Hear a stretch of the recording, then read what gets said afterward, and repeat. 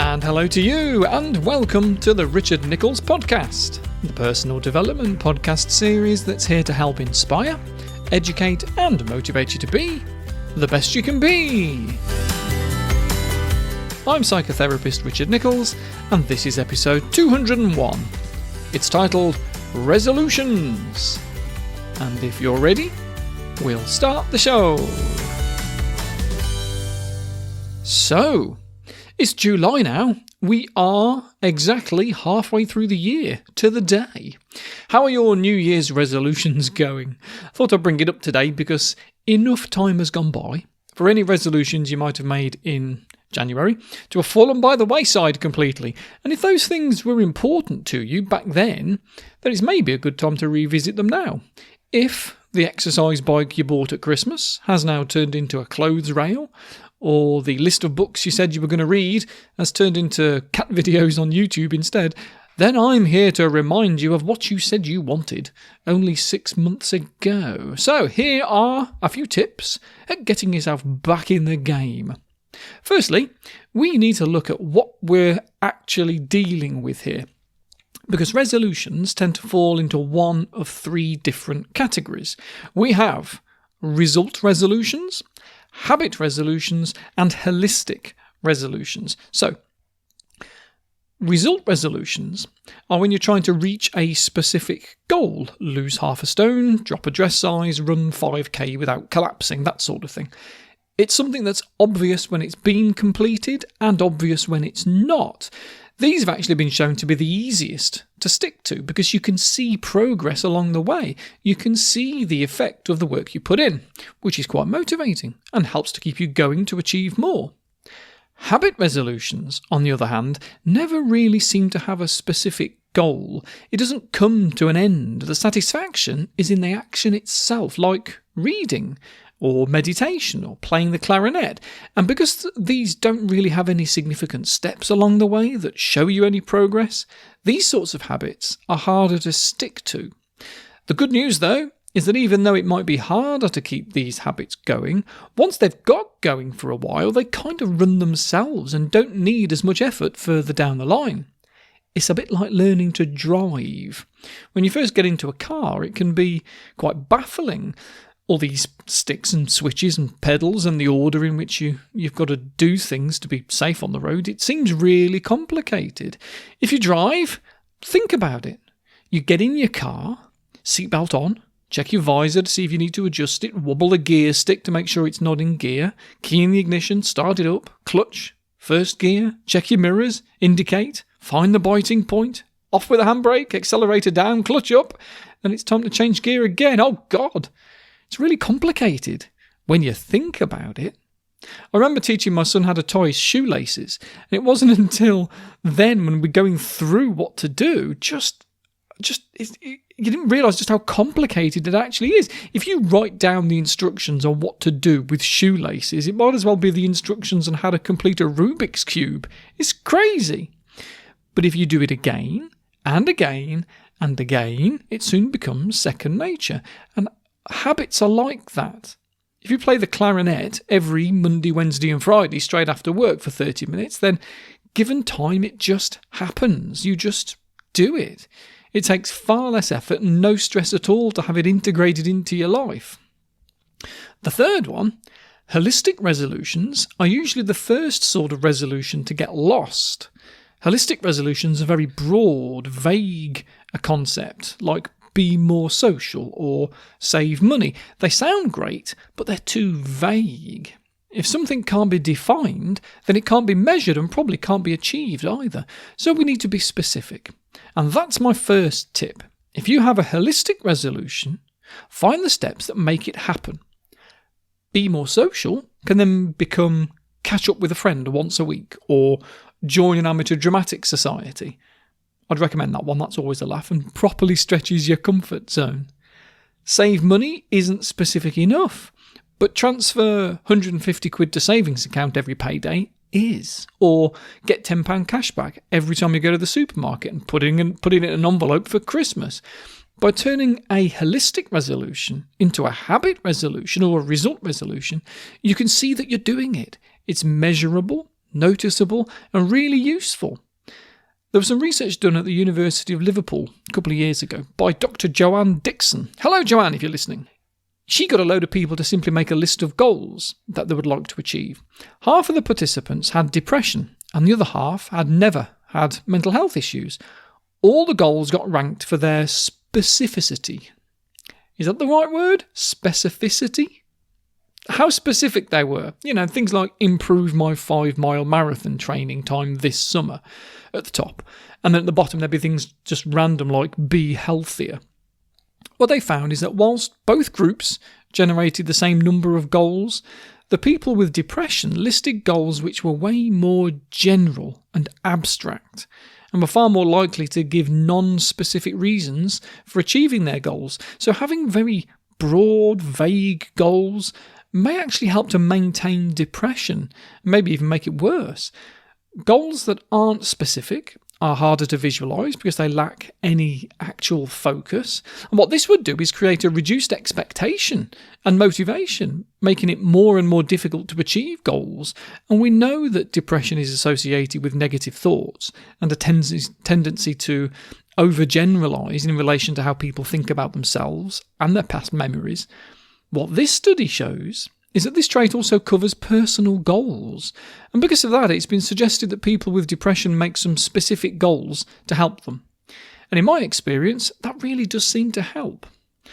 Next is what we sometimes call the fresh start effect, because the reason why people make New Year's resolutions on the 1st of January is because it's a starting line, a fresh start. It kind of gives you permission to start acting in a different way. But we don't need a new year to do that. And I say that every January pretty much whenever I bring up New Year's resolutions on this podcast series. And we know all this. We do this, actually. We do this thing about crossing lines and boundaries and moving on. If you Google searches for the word diet go up every single Monday. Every Monday there's a spike in the Google trends for the word diet. But they also go up at the beginning of every month as well. And that's the same for actual in-person visits to the gym too. The beginning of the week and the month gets more visits into the gym, especially September. Seems to be in line with what previous researchers have discovered, that when kids go back to school, we sort of see that as a line in the sand to go, right, getting back on with my life now. In fact, the researchers at Harvard Business School that studied this found that these things peaked immediately after any holiday, whether it was the kids going back after summer, or it was Christmas, or even Easter. We do see these things as a fresh start. So I know it sounds a bit cliche to restart your healthy eating on a Monday, but it might help you, especially if it's every Monday. Like I say so often, anything is better than nothing. But be modest. It's not always important to go crazy and try and reinvent yourself overnight. You can probably kid other people doing that, but you ain't going to kid yourself. So it just feels unrealistic. I've said it before, probably every new year. Break your big goals down into small goals so that drop 2 dress sizes can become lose an inch off your waist. Bench press 200 kilos becomes bench press 5 kilos more. I know it's hard to be patient if the end result means a lot to you, but patience is really important because these smaller goals, they're more realistic, so they feel reachable, attainable. Doing these things in realistic increments, even if it is simply clearing out your garage, makes it feel way less overwhelming. So don't expect immediate perfection. Part of any change does involve some sort of relapse, actually, of behaviour. That's normal. If you want to become vegetarian for a year to see how much better you might feel, don't be surprised if you have a BLT every now and again at first. No one dies because of it. Well, the pig did, but apart from the pig, which one bacon, lettuce and tomato sandwich less isn't going to save, it's not doing any harm. But when we relapse, if we beat ourselves up and call ourselves a failure, then that is going to harm and turns what is just actually a part of the process into a setback. One thing to add here is that the best sorts of resolutions that stick are the ones that serve your emotional health as well as everything else. So if you've got a very vague goal to simply be a happier you, then incorporating all the stuff that I've written about in my book and spoken about on these episodes for over a decade now, incorporating those into your life into a specific way that not only gets the stuff that you want to see done, but also makes you feel good as well, is important. If there are things that go on in your life that you know make you unhappy, then examine what you can do to improve that. Do you need to learn to say no more often? Self-care is a great thing to practice, and you're not obliged to say yes to every favour asked of you or every event that you're invited to, especially lately. If you feel uncomfortable about what's being asked of you, if you feel angry or stressed or anxious, chances are it means it's some sort of imposition on you, something you don't want to do. Be okay with learning how to say no, so that you're actually saying yes to something better, even if it just means that you're saying yes to an early night. The owner of my Hinckley clinic said to me once, because he's a mate, this was pre-COVID, I've been working there since, when did I start there? 2006. Been there years. He said, oh, bless him. Actually, Pete, you probably do listen to this podcast. I'm going to impersonate you now. I do apologise. Richard, what are you doing after your last patient of the day? I see you're finishing at 5:30. Do you fancy a quick pint? And I did.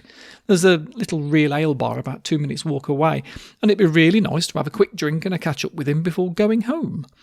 But also, on this particular day, I was quite looking forward to seeing my son. He's a typical teenager and spends so much time in his bedroom that I hardly see him anymore. So if there's something going on in our life that we can share, like a TV programme that we both like, I value that extra hour that I might get with him. Because even though we're hardly talking, we're still connected. And I knew that even though he usually does on a Thursday, this one particular Thursday, he wasn't going swimming with his mate at 6 o'clock like normal. So I knew that I'd be able to get an extra hour with him watching Daredevil Series 3 on Netflix. And it felt quite good to be able to say to my mate, not tonight, Pete. I want to see my son. I'll have a look through my diary and see what night next week I might be able to catch up though, if you like. And he looked a bit sad and told me he was going away that next week with his family and he wouldn't get a chance to see me for ages. And I thought, I'm not changing my mind here, mate, so you can take that look off your face. Bless him. Hello, Peter. Because his happiness is not my responsibility. And I think we all need to bear that in mind. No one's happiness is anybody else's responsibility. No one's happiness is mine, not even yours, dear podcast listener. Not even my face-to-face clients. Even they, it's not my responsibility to make sure that they are always happy.